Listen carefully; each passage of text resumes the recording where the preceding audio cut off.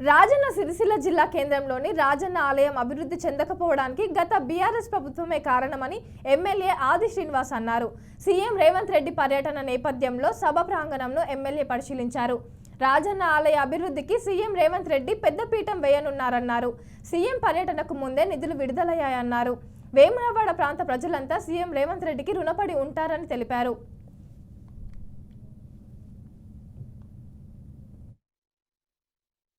ఉందని చెప్పిన అన్నాడు ఎన్నికలప్పుడు. ఈరోజు రోడ్డు వెడల్పు కూడా 47 కోట్ల పైచిలకు డబ్బును కూడా జీవో రూపంలో ఈరోజు మంజూరు జరిగింది. 3వ బ్రిడ్జి 8 సంవత్సరాలుగా కాలాతీతం చేస్తే ఈ అధికారులకు వచ్చిన సమావేశం పెడితే ఆ తిప్పాపూర్ 3వ బ్రిడ్జికి భూ సేకరణ కూడా జరగలేదు.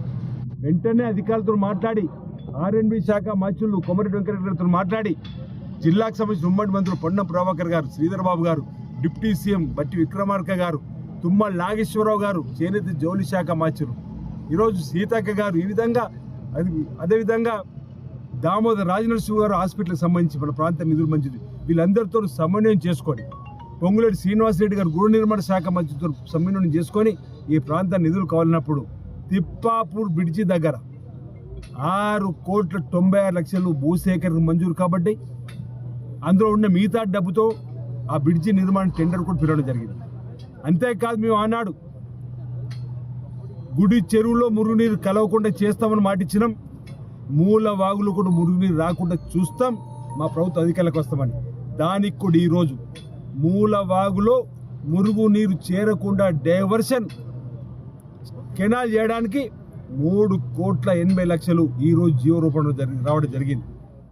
మేము టెంపుల్ సిటీ ఈ 20వ తేదీన జరిగే భూమి పూజ ఓ మహత్తరమైనటువంటి ఘటనగా వేముల రాజన్న ఆలయాన్ని అభివృద్ధి పరిచే క్రమంలో వేసేటువంటి శంకుస్థాపన రాయి సందర్భంగా ప్రజలు, రాజన్న భక్తులు పెద్ద ఎత్తున రాజన్న ఆలయ పరిసరాలు జరుగుతున్నటువంటి ఈ సమావేశానికి హాజరై ఈరోజు రాజన్న ఆలయాన్ని విస్తరింపజేయడం కోసం, అదేవిధంగా ఈ జిల్లాని ఇతరత్ర రంగాలు ముందుకు తీసుకోవడం కోసం ఈ సభా వేదికను మనం ఉపయోగించుకుందాం, అనేక సమస్యల పరిష్కారం వేదికగా ఈ సభను మలుచుకుందాం.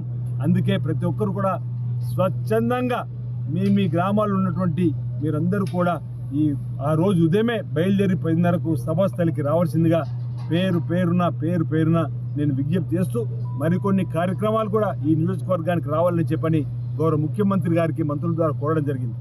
నేను ఎన్నికలప్పుడు చెప్పిన ఎందుకో వేములవాడ వెనుకబడిపోయిందని.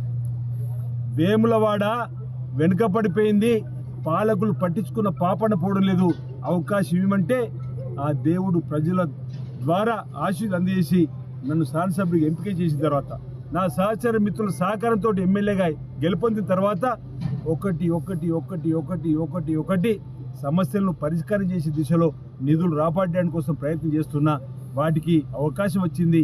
ఇది పూర్వజన్మ సుకృతంగా